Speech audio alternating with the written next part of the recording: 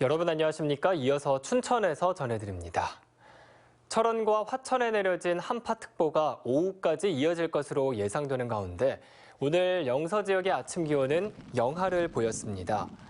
오늘 영서 지역의 아침 최저 기온은 철원이 영하 3.9도, 화천과 양구가 영하 3도이고 춘천과 인제, 홍천이 영하 2도를 기록했습니다. 또 낮 최고 기온도 1도에서 4도에 머물며 춥겠고 바람이 강하게 부는 만큼 체감 기온은 더욱 낮아질 것으로 예상됩니다.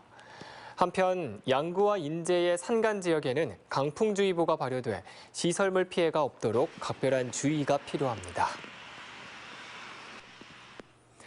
어제 강원도에서 역대 최다인 105명의 확진자가 나온 데 이어 오늘 오전에도 68명이 신규 확진됐습니다.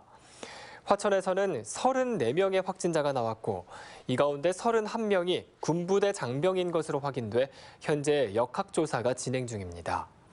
춘천에서도 14명이 확진됐고 원주도 16명의 확진자가 나오면서 영서 지역을 중심으로 확산세가 멈추지 않고 있습니다. 이 밖에 강릉 2명과 인제 1명, 횡성에서도 1명이 확진돼 도내 전체 누적 확진자는 8,813명으로 늘었습니다.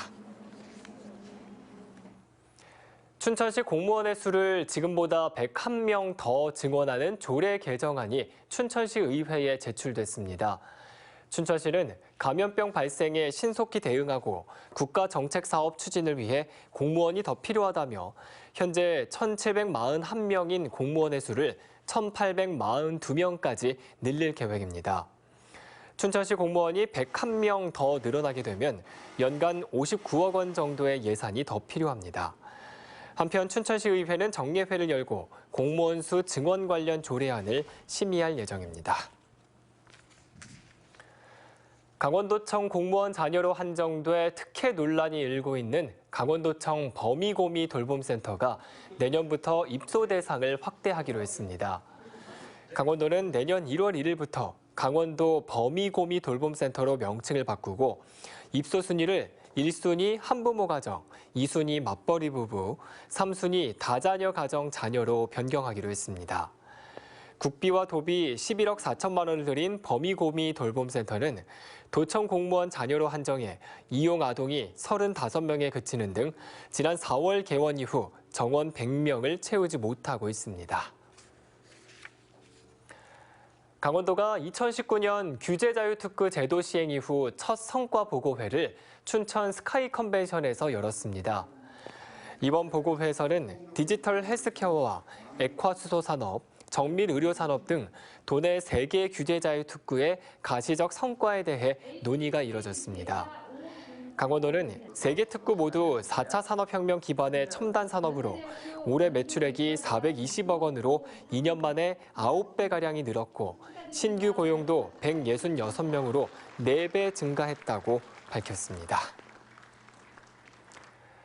연말연시 이웃들을 돕는 희망 2022 나눔 캠페인이 오늘부터 시작됩니다. 사랑의 열매 강원 사회복지 공동모금회는 강원도청 앞 광장에서 캠페인 출범식을 열고 사랑의 온도탑 제막식을 펼칩니다. 이번 캠페인의 목표액은 74억 원으로 코로나19 일상 회복과 취약계층 지원, 교육 격차 완화, 사회적 약자 돌봄 지원 등 4대 나눔 목표 달성을 위해 쓰일 예정입니다. 캠페인 기간인 1월 말까지 ARS 전화나 사랑의 열매 홈페이지, 도내 시군청 등을 통해 기부할 수 있습니다.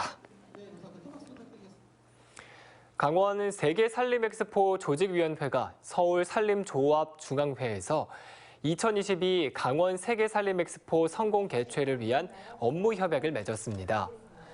이 자리에서 강원도와 산림조합중앙회 등은 독일 산림조합 초청과 후원, 홍보 지원 등에 협력하기로 했습니다.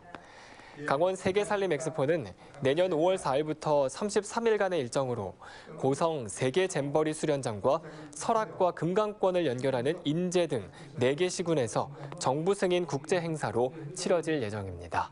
지금까지 춘천에서 전해드렸습니다.